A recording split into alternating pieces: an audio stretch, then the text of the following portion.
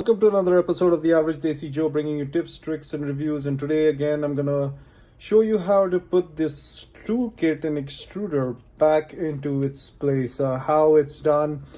So in my earlier episode, I took this apart, kind of showed you what it looks like when it's apart and how to put it back, and all the just things to be careful about. So in this episode, we're trying to figure out, I'm going to show you how to put this back in. Again, this is for the Bambu Labs P1S.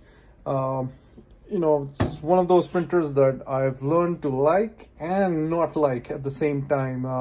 I've used the Bambu Labs A1, and that's a phenomenal machine. Very simple to use. This one, with the whole box and everything, I think it's overrated.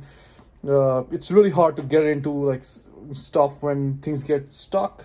When the plastic gets stuck, there's a bunch of screws that you need to work with, and you have this box around it that just makes it hard to get to things. Anyways, and the other thing is, with this box around, everything becomes very dark, so you actually need a lot of light when you're working with this. I have this flexible lamp. It's kind of lamp that moves around. You have to have this, otherwise it's really hard to figure out like where the screws go. And I'll show you with they're tiny screws, and there's this tiny spot that goes in, and it's with this whole box around it. It's really hard to put your hands in there. But anyways, let's get started. And as you can see, now I've switched on this lamp, and that will help figure out, that will help kind of show how this goes in. But as you can see, we have this open.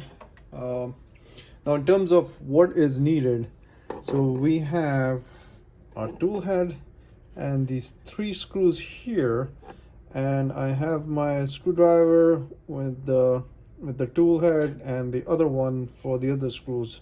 So here's the thing, when you're working with this machine, one thing you have to remember is kind of the wrenches that come with it. They're really hard to work with, and especially when you're dealing with screws that tiny and you have to pull your hands in certain specific ways. It's tough. So I am just gonna show you what it does, how to do it. So again, let's and you have to figure out. So what you see is, now one of my hands is down here, and basically this, put this is the tube that goes in, but you have to put this back in first. Now it's really easy to put it, just simply it gets stuck in. Now you see that screw down there. You have to wait, because there is another one inside there that needs to go in, which is always very hard to figure out. But I've done this a few times, so I've kind of figured out where it is. So once you're in, that's the first one. That's the second one. So that goes in, make sure it's all tight. And now we have the third one. This third one's a little bit trickier, because I always forget where this goes. It has a special spot.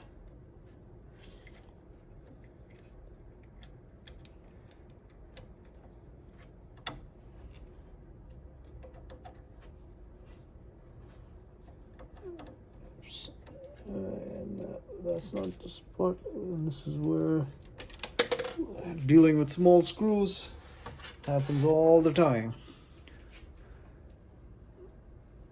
And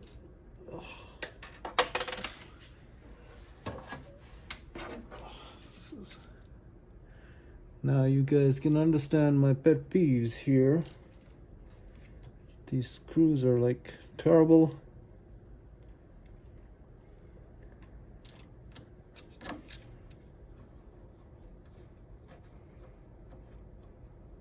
Alright, there we go. Third time's a charm. So there is one, there's down here 2, and then there's one here. That's 3 screws that you put in. Once those 3 screws are in, you take this pin and and attach it to this. So now that pin is in. The metal pin goes right under there. Then you have these two guys here, and again this is the big one, goes down here. Again, they made it like extra difficult to do this. Whoever built this almost like built it and then realized, oh hey, there's issues on how to put this in. There we go. So we got this, and then we have this third one. So the tool head and the extruder all go in here. Okay, so this is in, all locked. Make sure it's tight, and simply pull that in. Now what you have to do is we have to switch the tool head, the screwdriver, to one of those thin wrenches, and make sure this goes in. There's a spot inside there where this metal tab goes. A lot of times you're trying to put this in, trying to figure out where it is, and once it's in, simply tighten the screw now and make sure it's blinking. It's good. This is the cutter, so you have to make sure it goes up and down. All this is in. Not a big fan of this rubber piece either. Anyway, so once all that is done, then you have to take out the face of it. So this is the face that goes in there, and that comes with a connection as well. So this connector right here goes in that last piece. Again, could have made this a lot simpler, but once you're in, so that thing's in, and then you have to make sure it sits in properly. And what happens is, at times, this thing doesn't do a great job sitting because it doesn't fit properly, which I've realized to be a big pain. All right, so there we go. So now it is in. It's in properly. So everything's connected. Let's have a look. So now we get a closer look. Tube's in, lab's in. Always make sure, let me see if I can show you from the sides,